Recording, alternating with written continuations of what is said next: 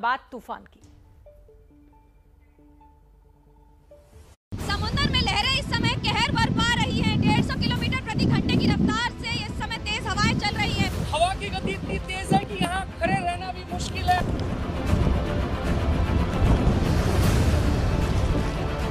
समंदर का कहर इस तरह जारी है कि अब तट और समुद्र में कोई अंतर ही नहीं रह गया है। का शिखर कभी-कभी जमीन को छू रहा है, जमीन को छूते हुए फिर ऊपर उठ रहा है। यहाँ सीढ़ियाँ थी लेकिन अब सीढ़ियाँ नदारद है। समुद्र ने इतनी तेज थपेड़े मारी है। पर जो पार्क बनाया गया है पर्यटकों के लिए, किस तरह से यहाँ देखिए पूरा डिस्ट्रक्शन हो गया है। ये जो फाउंडेशन स्टोन है,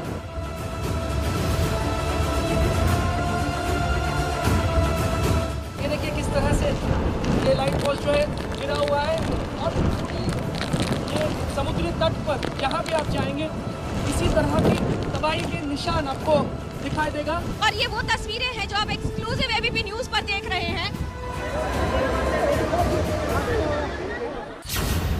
यास तूफान की ग्राउंड रिपोर्ट एबीपी न्यूज पर लगातार। तो हम आपको बता दें कि तूफान यास ओडिशा से टकरा चुका है और अब बंगाल की तरफ बढ़ रहा है। तूफान यास ने ओडिशा और पश्चिम बंगाल में तटीय इलाकों में काफी नुकसान पहुंचाया है। इन तस्वीरों को देखकर आपको अंदाजा लग ही रहा होगा। कहीं तेज हवाओं ने पेड़ उखाड़ दिए हैं तो कहीं गाड़ियां जलमग्न नजर आई, कहीं लोगों की जिंदगी अस्त व्यस्त हो गई।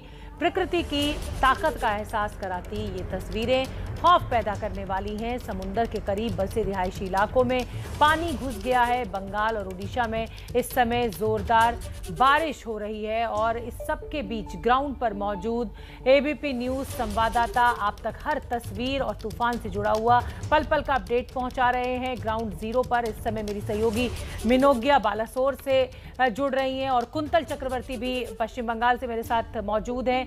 मैं आपका रुख करना चाहूंगी मिनोगिया, ये तूफान टकरा चुका है, कुछ रफ्तार हवा की कम आप देख रही हैं, महसूस कर रही हैं। हालांकि आपने बताया था कि 3 स्टेजेस में होता है, पहला लैंडफॉल, उसके बाद तेज हवाएं और फिर बारिश टेल के रूप में।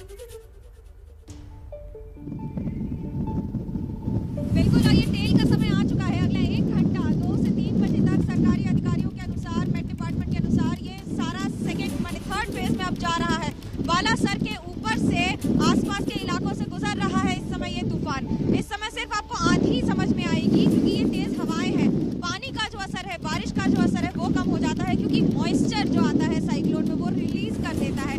यानी कि जितना भी उसमें आर्द्रता रहती है, ह्यूमिडिटी रहती है, पानी रहता है, वो बारिश के तौर पे पहले रिलीज हो गया। लेकिन अब जो आने वाले कुछ घंटे हैं ये तबाही कई गुना ज्यादा भी हो सकती है क्योंकि गीली मिट्टी से पेड़ उड़ते हैं। हमने पता किया भी कई इलाकों में, कुछ इलाकों में इंटीरियर्स में पेड़ गिरे हैं और कई ऐसे इलाके हैं, रिहायशी इलाके।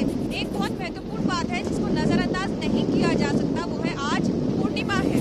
पूर्णिमा का मतलब हाई टाइड, यानी कि ज्वार भाटा में आज ज्वार रहेगा और उसके साथ इस तरह का साइक्लोन। ऐसे में पानी बढ़ता है और पानी का स्तर कई गुना ज्यादा जब बढ़ेगा तो निचले इलाकों में, तटवर्ती इलाकों में काफी घंटों तक रह भी सकता है और इससे बीमारियों का घर बनता है, इससे बीमारियां फैलती भी हैं। कोविड काल में बड़ी चुनौती होगी अगर इस पानी के जरिए भी आसपास वहां के लोग हैं या फिर संक्रमण किसी तरह से फैले। और तीसरी बहुत महत्वपूर्ण बात कि कई ऐसे इलाके हैं जहाँ एनडीआरएफ या ओडीआरएफ की टीम्स गई हैं लेकिन लोग निचले इलाकों से सुरक्षित स्थानों पर अभी भी आने को तैयार नहीं है। बिल्कुल ठीक है मिनोगिया, आप जिस तरह की रिपोर्टिंग इस समय कर रही हैं बहुत ही साहसिक है। अपना भी आप बहुत ध्यान रखिए और मेरे सहयोगी कुंतल चक्रवर्ती दीघा से हमारे साथ जुड़ेंगे, पश्चिम बंगाल के दीघा से। वहां पर भी तूफान का सबसे ज्यादा असर होने की बात की जा रही है। यास तूफान पर हमारी नजर बनी हुई है। पश्चिम बंगाल ये तूफान अब से कुछ देर बाद पहुंचेगा। मेरी सहयोगी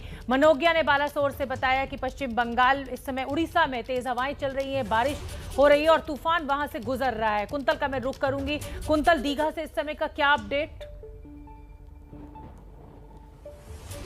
देखिए, दीघा धीरे धीरे पटरी पर वापस लौट रही है और ये दीघा में जो दुकानें हैं, लोगों की जो दुकानें हैं वो धीरे धीरे खोल रहे हैं। वजह ये है कि चक्रवाती तूफान कहीं ना कहीं यहाँ दीघा में सुबह अपना कहर मचाया था, लेकिन इसके बाद जो झारखंड के इलाके में, झारखंड की दिशा में धीरे धीरे चक्रवाती तूफान घूम गया है और इसी वजह से दीघा में जिंदगी जो आप देख सकते हैं पटरी में वापस लौट रही है और पिछले 3-4 दिनों से जो दुकानें नहीं खोल पा रहे थे धीरे धीरे वो दुकानें खोल रहे हैं। आप देख सकते हैं यहाँ की तस्वीर। वजह यह है, फिर से आपको बता दूं, शायद ये झारखंड की तरफ ये दिशा बदल कर चला गया है और इसी वजह से दीघा में पिछले आधा घंटा 40 मिनट से सब कुछ स्वाभाविक दिख रही है।